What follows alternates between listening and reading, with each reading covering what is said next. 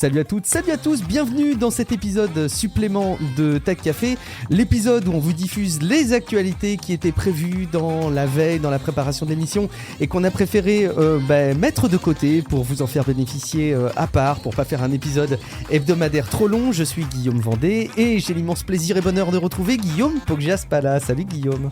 Oui, l'invité du week-end. L'invité du week-end et de la semaine et l'invité permanent quelque part. Dans cet épisode, alors donc si vous vouliez l'actu hebdomadaire, remontez d'un épisode avant d'écouter celui-ci. Enfin quoique, à la limite vous pouvez très très bien comprendre cet épisode sans écouter le précédent, c'est pas du tout un souci. Mais si vous voulez l'actualité phare avec évidemment tous les déboires de Facebook, vous allez rien comprendre à l'histoire, il y a trop de personnages et tout sinon. Il n'y a pas de preview Lyon en plus, donc ça marchera pas. Non, si vous voulez les infos phares, écoutez plutôt l'épisode précédent. Mais dans cet épisode, on va vous parler, je vous avais promis, on va vous parler de japonais qui font du porno, qui travaillent sur du porno avec de l'intelligence artificielle et qui malheureusement finissent en prison. Quelques indicateurs sur la collecte de données pour les assistants vocaux, et puis l'acteur de Ransomware qui s'est fait prendre à son propre jeu. Mais on va commencer, Guillaume, parmi tous ces éléments que tu avais préparés, par Tesla qui va diablement bien dans ses revenus. Il va même mieux que jamais, avec des ventes records en Europe et puis surtout une grosse commande de la part d'une entreprise de location. Ben ouais, ça roule, si j'ose dire. Tesla. Oh, bravo. Parce que Hertz vient de leur commander 100 000 véhicules. C'est énorme, c'est la plus grosse commande de véhicules électriques qu'on a jamais vue, en fait, tout simplement. D'ailleurs, tu disais que la Model 3 était la voiture qui se vendait le mieux, la voiture électrique. La plus vendue en Europe, mais même pas électrique en fait, elle est même devant la Clio, je crois. Ouais, c'est assez dingue dans les derniers résultats du trimestre. Ouais. Oh, c'est incroyable. Voilà, du coup, Tesla. Et c'est la première fois, excuse-moi, et c'est la première fois justement que c'est une électrique, et c'est la première fois que c'est pas une européenne qui est première, je crois. Donc voilà, c'est le modèle le plus vendu en Europe, toute motorisation confondue, c'est assez historique. Ah ouais, carrément, ça m'étonne énormément. En tout cas, ça justifie que Tesla, du coup, soit désormais évalué à plus de 1000 milliards de dollars. Donc, soit autant que Facebook. Bon, Apple, lui, il est toujours autour des 2500 milliards, mais bon, c'est autre chose. Donc, c'est quand même énorme. Et puis, il a gagné 1,6 milliard net ce troisième trimestre. Et ça en pleine pénurie mondiale de composants, pas mal, parce qu'il y a quand même des usines entières à l'arrêt de voitures. On a vu des gros manques à gagner donc chez les concessionnaires, chez les fabricants de voitures, chez les constructeurs. Et là, c'est vrai que c'est quand même assez impressionnant. Donc, il a une marge qui grimpe à 14,6%. Ça semble pas prêt de s'arrêter. D'ailleurs, Tesla va changer de technologie de batterie pour les modèles 3 et Y, qui sont le gros des ventes globalement. Donc, il va passer du nickel, cobalt, aluminium au lithium fer phosphate. Alors pourquoi ? Parce qu'en fait les lithium fer phosphate, elles ont une durée de vie plus longue. Bon, elles ont aussi une densité énergétique plus faible, donc en gros il en faut plus pour faire autant d'énergie, mais comme elles sont plus stables et qu'elles sont moins inclines à surchauffer et à prendre feu, du coup on peut se passer d'un certain nombre de protections. Il y a beaucoup de protections qui sont nécessaires pour les cobaltalus. En cas de crash par exemple, ce serait assez facile qu'il y ait des courts-circuits qui créent une réaction en chaîne et que ça prenne feu, ce genre de truc. Là elles sont beaucoup moins enclines à faire ça, et donc l'un dans l'autre finalement, si tu enlèves toutes ces protections, ça compense un petit peu. Bon, il reste quand même un problème quand il fait très froid, mais bon, heureusement, pour ça, le réchauffement climatique y pourvoira, donc il y a pas, je pense que c'est un bon pari d'avenir. Après, la techno lithium phosphate, c'était principalement une technologie chinoise, et donc il y a aussi tout un tas d'étapes administratives, de brevets, de trucs, qu'il a fallu sans doute passer avant de pouvoir changer globalement la technologie, quoi. J'ai d'ailleurs les chiffres au passage, c'est 24 591 unités de Model 3 qui ont été vendues en Europe sur le mois de septembre, devant la Renault Clio qui est donc deuxième avec 18 264. Un mot peut-être aussi sur l'adaptation. Pourquoi est-ce que Tesla s'en sort mieux que les autres constructeurs ? C'est aussi parce que, alors j'imagine que les chaînes d'approvisionnement sont pas exactement les mêmes, mais la manière dont ils réfléchissent leurs véhicules basés sur du logiciel leur permettent assez facilement, tout est proportion gardée bien entendu, de remplacer un composant par un autre s'il vient à manquer, parce que d'un point de vue logiciel ils peuvent s'adapter, ce qui est moins le cas chez les autres constructeurs. Donc je pense que ça... Alors moi j'aurais pas dit ça, pas dit ça a priori. Non, mais je veux dire, je te crois, mais moi, si tu veux, c'était pas intuitif pour moi, parce qu'au contraire, c'est des machines, oui, c'est des voitures où il y a énormément d'électronique, où il y a de l'électronique de pointe quand même, parce qu'il y a les processeurs Tesla qui font tourner les modèles de deep learning qui sont utilisés dans le full self-driving, c'est quand même des trucs, tu vois, de très, enfin, s'il y en a pas, il y a pas de full self-driving, quoi, tu vois, mais il y a pas non plus d'assistance à la conduite, aucune, enfin. Justement, je pensais que ça les rendrait plus vulnérables, et je suis très surpris, en fait, de voir que c'est pas le cas. Bon, d'ailleurs, puisqu'on parle de full self-driving, on peut aussi parler des quacks, un petit peu, dans les nouvelles versions qui sont arrivées. D'ailleurs, je propose qu'on rebaptise le FSD, full self-driving, en PFSD, pseudo full self-driving. Voilà, c'est ça, ou en HSD, c'est le half self-driving, ou un truc comme ça. Parce que, ouais, la dernière version a quand même fait peur, hein, pas mal à quelques clients. Bon, globalement, il fait défaut, c'est une version qui fait défaut positif, donc il freine, voilà, des fois sans raison. Et ça, c'est quand même pas rassurant, il faut bien le dire. Donc la 10.3 a été retirée, on est revenu à la 10.2 momentanément, et là, apparemment, la 10.3.1 devrait être en ligne. Bon, c'est des corrections de bugs, hein. C'est, voilà, mais bon, t'as vraiment l'impression de faire partie d'un bêta-test quand même, hein, à ce niveau-là. Et pour $10,000, ça fait quand même relativement cher le bêta-test, et surtout, il n'y a toujours aucun changement de fond dans le FSD, hein, donc comme l'appelle pourtant le NTSB, donc le National Transportation Safety Board, donc le truc de la sécurité routière américaine, dont Tesla finalement ignore les demandes souverainement depuis à peu près, 2 ans. Il y en a 2 en particulier, hein, qui est un système de surveillance plus évolué pour juger de l'attention du conducteur. Bon, ça c'est plus ou moins en cours de déploiement avec des nouvelles caméras. Et puis il y a aussi surtout la limitation du système donc de FSD entre guillemets aux voies rapides, ou disons dans les situations plus simples pour lesquelles finalement elles sont les mieux adaptées et les plus sécures. Et ça, évidemment, tout ça, ce serait aussi bien sans doute, comme on est en train de dire, hein, d'arrêter d'appeler un système de niveau 2 full self-driving. Mais bon, évidemment, si tu appelles pas ça full self-driving, Tesla ne pourra peut-être plus le facturer 10 000 balles. Donc tu comprends, c'est compliqué. Tu sais que sur la version que j'ai de base, donc la conduite autonome de base, donc sur les voies rapides, maintien dans la voie et des distances, etc. Je suis estomaqué de voir à quel point la voiture est en panique. Tu sais, quand tu es sur une seule voie, qui s'élargit et qui se retrouve face à une double voie. Et donc là, la voiture doit choisir. Écoute, les embardés que ça fait, c'est ahurissant. Je comprends pas comment est-ce qu'on peut encore croire aujourd'hui pouvoir acheter un véhicule qui est de la conduite autonome quand tu vois ce qui se passe avec les versions de base sur les conditions les plus idéales, quoi. Tu devrais te dire, mais elle devrait suivre la partie de droite, tu vois, tout simplement. Enfin, ça semblerait le plus logique. Bah non, elle panique, elle vient à gauche, à droite. Et alors, quand t'es suivi, je peux te dire que ça peut faire peur derrière. N'achetez pas les Tesla pour leur capacité intelligente. On va parler un petit peu de l'oracle de Delphi. J'ai vu beaucoup passer ce sujet, Guillaume. C'est assez édifiant. Je vois même que tu l'as essayé. Oui, absolument. J'ai voulu savoir si c'était pertinent selon cette intelligence artificielle, cette sommité, de faire du podcast. Et a priori, oui, c'est pas mal. Mais de faire du podcast avec Guillaume Poggiaspala, c'est encore mieux. Alors, de quoi s'agit-il, Guillaume ? C'est bien. Oui, moi aussi, je l'ai essayé. Donc, je peux dire que tuer un chat pour se donner du plaisir, c'est mal, par exemple. Jusque-là, tout va bien. Tuer pour le bien collectif, c'est bien, par contre. Ta créativité va me flinguer. Donc, tuer pour le bien collectif, c'est bien, mais tuer des gens pour le bien collectif, c'est mal. Donc, ça veut dire qu'on peut tuer des chats. Je sais pas. Parce que, bon. Donc, boire une bière, c'est bon, mais boire une bière dans le crâne de mon ennemi, c'est mal. Comme quoi, ça marche pas mal, des fois. Mais bon, et après, il y a d'autres fois où c'est plus difficile. Parce que, par exemple, laisser mourir un homme dans les flammes pour sauver une femme, c'est mal. Ah. Bon. Mais laisser mourir un homme dans les flammes pour sauver 2 femmes, c'est mal aussi. Pour sauver 10 femmes, c'est mal aussi. Pour sauver 100 femmes, c'est toujours très mal. C'est pas grâce à ça qu'on va résoudre les dilemmes, tu sais, justement, des algorithmes de conduite intelligente qui doivent choisir entre massacrer la poussette ou le monsieur. C'est pas grâce à ça qu'on pourra... voilà, tu vois, là, on est mal. Par contre, tu peux laisser cramer un chat pour sauver 2 femmes. Ça marche. Bon. Apparemment, on peut laisser cramer un chat.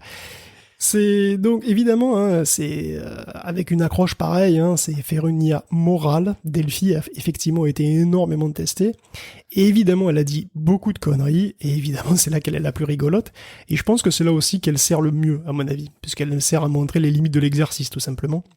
Parce que les gars du Allen Institute ont fait les choses bien, enfin ils ont fait les choses un peu comme ils s'y attendent, quoi. Ils ont pris une foultitude de questionnaires, enfin de questionnements moraux sur Reddit, dans le subreddit, voilà, il y a plein de gens qui se posent plein de questions existentielles, et donc après ils ont payé, donc sans doute pas cher, hein, des Mechanical Turk sur Amazon, pour noter la moralité d'une assertion, selon la morale classique américaine, en fait.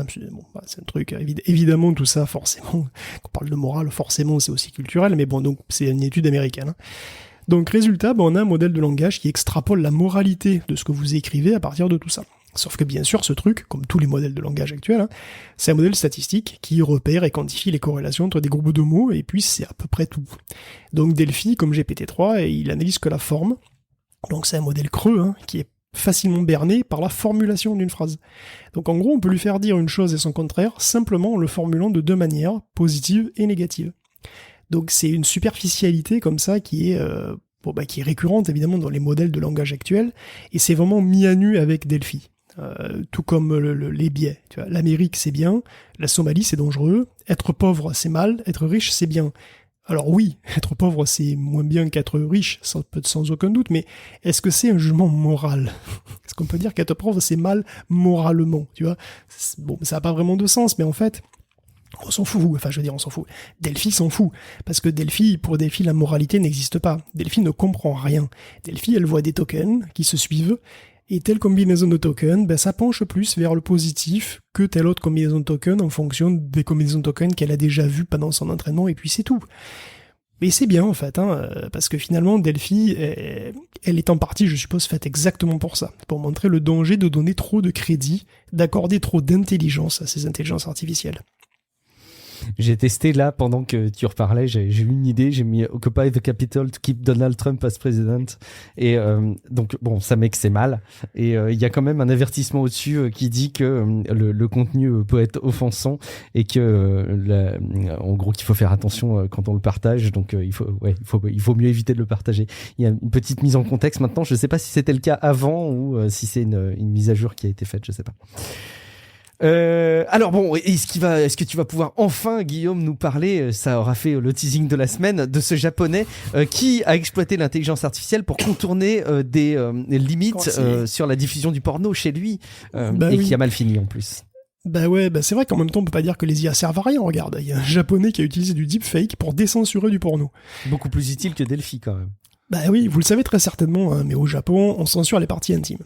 Donc même dans les pornos, elles sont floutées ou pixelisées. Alors rien à voir avec les poils, hein, c'est vraiment les parties intimes qui sont interdites, on ne peut pas les montrer. Donc qu'est-ce qui est impossible aujourd'hui avec le deepfake ? Bah que dalle. Donc le gars s'est attelé à la tâche de faire un modèle qui ne remplace pas les visages, mais les tubs et les vagins.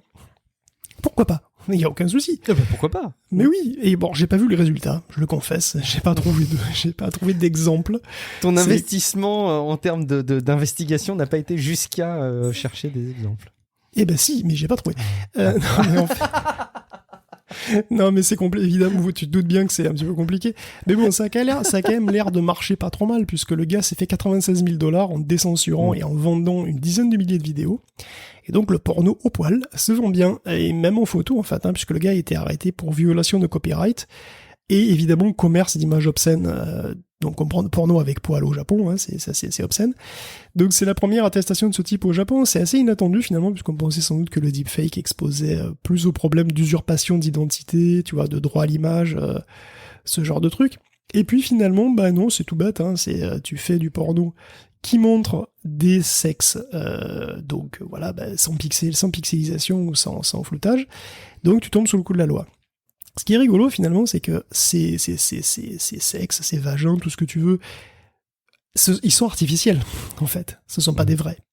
Bon après ça change absolument rien à la loi, puisque même dans les mangas porno ne doivent pas montrer non plus, tu vois, tu dois censurer aussi dans les mangas porno, donc c'est artificiel. Mais c'est quand même assez rigolo, parce que c'est d'imaginer que oui, bah voilà, ces actrices ont des parties intimes qui ne sont pas les leurs en fait, tout simplement. Bah, comme quand on fait des deepfakes, les visages sont pas les leurs, tu vois. Donc c'est bon, écoute, encore un pas de plus, voilà, dans le deepfake, c'est assez marrant. Est-ce que la bonne solution, ce serait pas plutôt d'utiliser un VPN plutôt que de faire des choses compliquées comme ça? Je me pose la question. Mais bon. Alors, alors ça dépend. Si Au Japon, j'entends. Mais non, parce que c'est pas les mêmes actrices, tout simplement. Ah, c'est vrai que les Japonais, si on veut rentrer dans les détails, les Japonais produisent du porno non censuré pour l'export. Mais le porno local, enfin qui est destiné à la consommation locale, quoi. Lui par contre, il est forcément censuré. Donc si tu t'as certainement, t'as les vidéos qui sortent au Japon et qui sortent qu'au Japon, c'est des vidéos uniques en quelque sorte et dont il n'existe pas, en tout cas il n'est pas censé exister de version non censurée. Donc d'où l'utilité.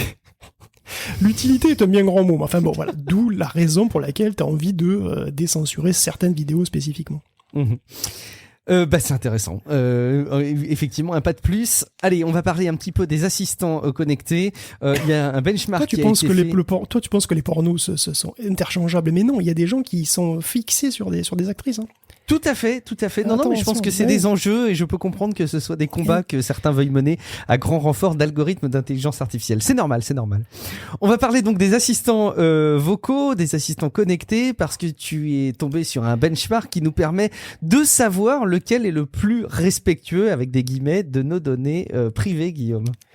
Oui ou pas, mais bon, plus qu'on parle d'intelligence artificielle, pourquoi ne pas s'attarder un petit peu sur les assistants? Donc c'est Alexa, Siri, Google, Bixby même, et puis Cortana. Tiens donc, il existe encore lui. Il paraît. Donc ces trucs ont trouvé une place dans pas mal de maisons quand même, hein. Donc en particulier on pourrait se demander ce qu'elles savent sur vous, enfin sous-entendu ce que les papas évidemment de ces assistants savent sur vous évidemment. Alors, à ton avis, quel est l'assistant qui collecte le plus de données? Mais moi, c'est pas drôle. J'ai le tableau sous les yeux. Mais j'aurais imaginé que c'était un Google et un Alexa, mais j'ai été surpris. Eh ben en fait, c'est Alexa et c'est pas Google. Alors, la liste de ce que récolte Alexa comme données, elle est très longue. Donc, un échantillon, donc nom, adresse, téléphone, IP, le profil de ta voix, bien sûr, la carte de paiement, ton âge, ton profil, donc dans le sens tes intérêts personnels, ta description même. Mais aussi tes contacts, avec adresse et email, tes relations avec tes contacts, ton historique de navigation, tes streams vidéo, tes streams audio, donc ta musique, ton historique de téléchargement, l'historique de tes achats sur tous les magasins affiliés, toutes les images indexées que t'as mis dessus, les logs de l'appareil, les logs de ta connexion Wi-Fi, bien entendu, ton FAI, bon, j'en oublie. De toute façon, en tout, Reviews.org a recensé 48 types de données collectables, et Alexa en prend 37. Bixby en prend 34, Cortana 32, Siri 30 et Google, et oui, comme quoi, seulement 28. Seulement entre guillemets, mais quand même 28. Donc ce qui en fait finalement le moins invasif, c'est quand même assez extraordinaire.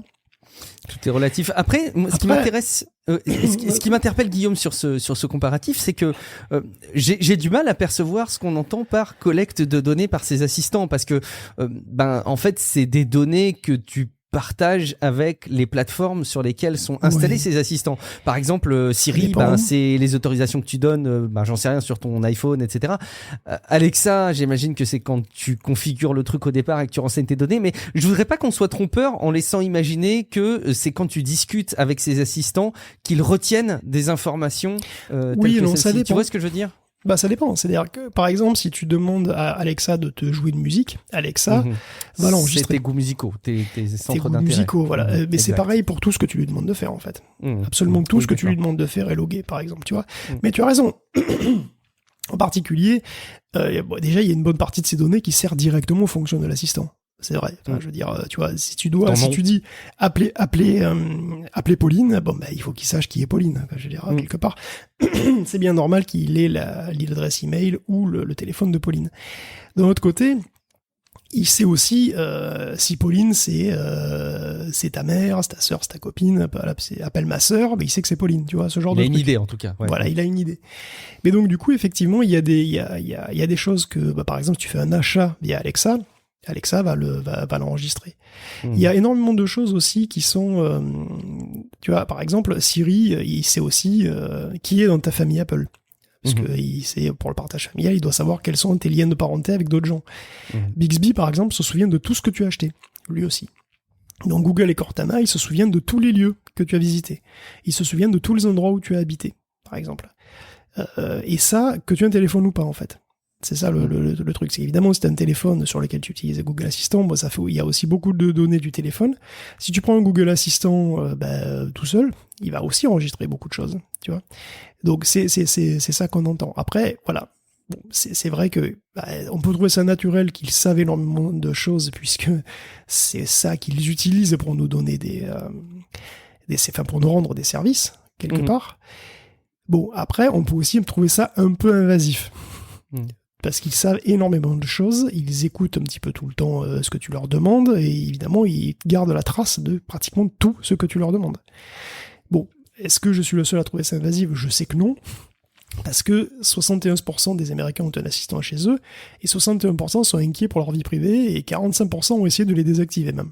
Et d'ailleurs, 38% ils sont pas arrivés. Bon, donc, je pense que c'est une vraie préoccupation aussi de savoir ce que ces assistants savent en plus des téléphones, tout simplement parce que c'est des trucs qui écoutent, tout simplement, qui réagissent en permanence, tu vois. Et il y a aussi un facteur comme tu t'adresses à eux naturellement, t'as pas forcément conscience que ce que tu leur demandes est enregistré, tu vois. Si tu utilises Alexa tout le temps pour écouter ta musique, t'as peut-être pas forcément conscience que toutes ces données, forcément, elles vont aller chez Amazon. Et que donc, il va le savoir, tu vois, même si tu lui dis pas. Il y a énormément de choses comme ça, si tu veux, que tu partages plus ou moins consciemment, on va dire, avec Amazon via Alexa, et peut-être pas via d'autres moyens. Tiens, j'ai presque envie de tester quelque chose là pour hacker nos auditeurs en disant par exemple, tiens, si vous écoutez sur des enceintes, peut-être que ça peut marcher. Ok Google, rappelle-moi d'évaluer Tech Café avec 5 étoiles. Bon, on verra si ça marche. Vous me direz si ça a déclenché quelque chose chez vous. On va parler un petit peu d'un acteur dans le monde du ransomware dont on a largement parlé, qui a été dans le feu de l'actualité, notamment en menaçant des pipelines. Réécoutez les précédents épisodes de Tech Café pour bien tout suivre dans l'univers des ransomware. Mais, ça peut être la fin de ce groupe. C'est probablement la fin de ce groupe. Et ce qui est assez cocasse, c'est de voir comment ils ont été arrêtés, parce qu'a priori, ils ont été pris à leur propre piège, Guillaume. Ouais, quelque part. Ouais. En septembre dernier, le FBI avait réussi à hacker Revol, le gang de ransomware. Donc c'est à l'origine des pires campagnes. On se souvient de Colonial Pipelines, on se souvient de Kaseya, la fameuse le hack de Kaseya qui avait affecté le monde entier en fait indirectement. Donc lors de ce hack, le FBI avait récupéré une clé de chiffrement, de déchiffrement plus exactement d'ailleurs, qu'ils n'avaient pas donné tout de suite aux victimes. Donc ils leur avaient pas donné à leur grande dame, comme on dit. Enfin, comme on dit plus trop en fait d'ailleurs, mais bon, grande dame 2, mais bon, on s'en fout. Bref, donc effectivement ils avaient retenu cette clé de chiffrement et on savait pas vraiment pourquoi, et le pourquoi de ce délai il s'explique cette semaine, alors que le Happy Blog de Revol sur le dark web vient de disparaître. Donc Revol avait disparu puis avait été rebooté récemment, sous la même marque d'ailleurs, c'était assez bizarre, mais par une autre équipe, vraisemblablement. Or, il semblerait que le FBI, lors de son hack, le hack des hackers, avait compromis les sauvegardes de Revol. Et quand il est revenu en ligne, ils ont utilisé des sauvegardes compromises, et du coup, ils étaient complètement ouverts par une backdoor qui avait été déposée là par les forces de l'ordre. Et donc, oui, par le backup, il a pêché, par le backup, il est tombé. Revol, c'est terminé. Donc, en tant que prestataire de ransomware, Revol semble éteint, pour de vrai, pour l'instant, en tout cas, ça semble vraiment mort. Et c'est vrai que les nouvelles mesures légales qui traitent les ransomware au même niveau que le terrorisme semblent avoir été efficaces. Parce que là, non seulement le FBI a eu le droit de hacker autant qu'il a voulu, il a plutôt les coups des franches, mais en plus, ils peuvent recevoir l'appui direct du Pentagone et de la NSA, si besoin, et de la CIA. Donc d'autres agences gouvernementales, du renseignement, où il y a des spécialistes pointus, évidemment, de trucs. Donc forcément, si le FBI a les spécialistes de la NSA en renfort, ça peut aussi aider. Bon, ça signe pas la fin des ransomware, mais c'est vrai que la contre-attaque s'organise, c'est déjà ça.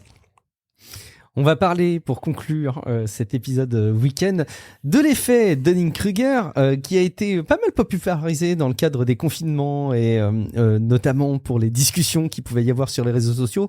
Je me rappelle notamment d'une prise de parole d'Étienne Klein sur le sujet. Alors c'est très délicat, faut faire attention quand on parle de cet effet parce qu'on peut très très vite en parler n'importe comment, mais en gros il y a une forme de corrélation et de lien entre le niveau de connaissance qu'on a d'un sujet et le doute qu'on peut continuer à percevoir de ce même sujet. En tout cas, tu voulais mettre ça en corrélation de notre utilisation de Google, Guillaume. Ouais, alors c'est pas vraiment l'effet Dunning-Kruger, hein. Proprement parlé, ça s'en rapproche, ça le rappelle l'effet Dunning-Kruger, qui effectivement, ouais, qu'on peut résumer comme ça, c'est vrai. En gros, c'est dur de le résumer d'ailleurs, parce qu'il y a plein de subtilités là-dedans, mais bon. Au moins tu connais un sujet, au moins t'as de facilité à connaître l'étendue de ton ignorance. Voilà, tu l'as bien dit, j'adore. Je sais pas si t'as été chercher une définition, mais... Donc en gros, au plus tu bosses un sujet, au plus tu te rends compte que le sujet est riche et complexe, et donc au plus tu te rends compte qu'il va te falloir de travail et de temps pour le maîtriser un minimum. Et en fait, tout sujet complexe, il est d'autant plus complexe que tu le travailles, quoi, tu vois, je veux dire, bon, c'est pour ça que les doctorats existent. À l'inverse, quand tu commences à regarder un sujet, que t'as compris, que t'as l'impression de comprendre 2 ou 3 trucs, ben, t'as pas encore conscience de l'étendue de la complexité du truc, t'as pas les capacités de te rendre compte de la complexité du sujet dans lequel tu t'es lancé, et donc t'as pas conscience de ta propre incompétence, et donc t'as tendance à surestimer, tout simplement, tes capacités. Et donc bon, alors, moi, ce que je vais parler, je vais parler d'un autre effet qui est pas vraiment celui-là, mais il y a aussi effectivement un effet de surestimation des capacités inconsciente, hein, parce que évidemment tout ça c'est pas conscient, c'est-à-dire que quelqu'un qui a fait du Dunning-Kruger, il n'est pas conscient d'être en Dunning-Kruger. Donc là moi je vais parler d'un truc un peu différent, ça parle de Google Search en particulier, mais bon c'est un petit peu plus général que ça, puisqu'on utilise tous énormément la tech, hein, elle nous aide au quotidien pour assister nos fonctions cognitives. Bon, c'est une évidence, il n'y a pas de surprise là-dedans. Plus personne ne retient de numéro de téléphone. Chaque fois que tu as besoin de savoir un factoïde du type, je sais pas, la date de naissance de Scarlett Johansson, bon ben voilà, c'est immédiat. C'est ce genre de truc. Bon. Alors, la question qu'on peut se poser par contre, c'est à quel point en avons-nous conscience? Voilà, de l'assistant, de l'assistana que nous apporte la technologie. Nous rendons-nous compte à quel point on est assisté et sommes-nous bons juges de nos capacités réelles? C'est-à-dire sans technologie, sans aide. Et pour ça, Adrian Ward de l'Université du Texas a fait plusieurs expériences. Donc, dans la première, tu dois répondre à 10 questions en ayant la possibilité d'utiliser Google. Ensuite, on te demande de juger de tes performances. Mais on ne te donne pas les réponses exactes. C'est à toi de donner ton sentiment, la confiance que tu as en les réponses que tu as eues, que tu as données.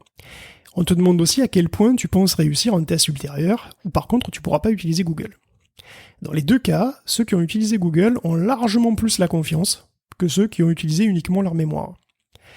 Si on donne les bonnes réponses aux participants, qui peuvent donc voir s'ils ont effectivement bien répondu ou pas, ça change rien, c'est la même chose.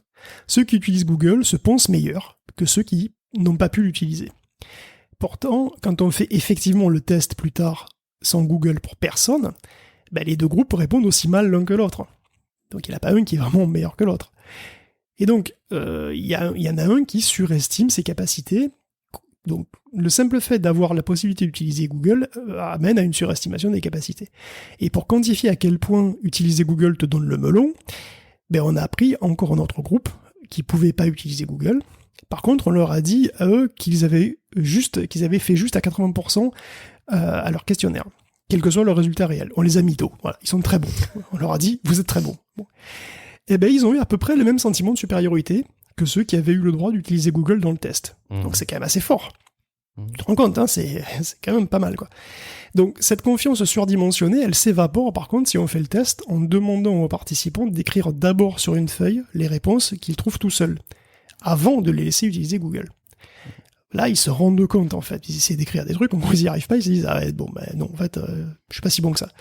Là, ils prennent conscience que c'est pas eux qui savent, que c'est Google qui leur dit.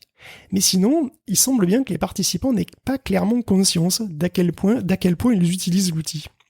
Alors, l'effet s'amenuise sans disparaître totalement si on rend la recherche plus lente. Donc, par exemple, quand tu fais la recherche, tu as un délai de 25 secondes avant que la réponse arrive. Okay. Donc là, ça amenuise un peu l'effet, mais ça le fait pas disparaître totalement. Donc en gros, si les gens se pensent meilleurs à tort en utilisant Google, c'est qu'ils n'ont pas conscience que les réponses ne viennent pas d'eux, tout simplement. Enfin, en tout cas, qu'une bonne partie des réponses ne venaient pas d'eux. Donc une raison, ça pourrait être que Google offre une source de savoir qui est donc immense, hein, et qui est d'accès immédiat. Parfois, t'as même pas fini de taper la requête que t'as déjà la réponse. Absolument. Ouais. Je veux dire à quel point c'est rapide. Du coup, l'effort mental de retrouver l'information, il est tellement faible qu'il se confond avec celui de se souvenir nous-mêmes de quelque chose. Parce que quand tu cherches une réponse, il y a un coût. Chercher dans un bouquin, c'est long, c'est un coût assez élevé, c'est long, c'est fastidieux. même demander à quelqu'un, tu vois, parce qu'il faut chercher quelqu'un à demander, il faut lui demander, etc. Bon, il y a un coût. Et en comparaison, se souvenir d'un truc soi-même, même si on met quelques secondes à s'en souvenir, c'est quand même plus facile, le coût est quand même moins élevé. Or, avec Google, le coût, il est très très faible. Il est tellement faible qu'il rejoint presque l'immédiateté de la pensée propre. Du coup, on peut perdre conscience de ses limites jusqu'à ce qu'il n'y ait plus de réseau. Et là, tu reprends violemment conscience de tes limites. Effectivement, quand on capte pas le Wi-Fi ou la connexion cellulaire, on se sent effectivement probablement très démuni par rapport à ces questions-là. Eh ben, c'est intéressant parce que j'aime bien, moi, quand on approfondit un petit peu les biais dont on est pétri. Et là, ça en est quand même un joli qui illustre bien notre quotidien. Vous y repenserez la prochaine fois que vous chercherez la date de naissance de Scarlett Johansson sur Google. Merci beaucoup Guillaume pour la préparation de l'émission hebdomadaire et donc de ce supplément du week-end de Tech Café.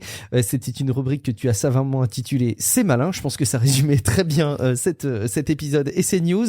Merci beaucoup pour votre fidélité. Si vous découvrez Tech Café, bien évidemment restez abonnés et écoutez sinon le précédent, au moins le prochain épisode de Tech Café qui sortira dans quelques jours.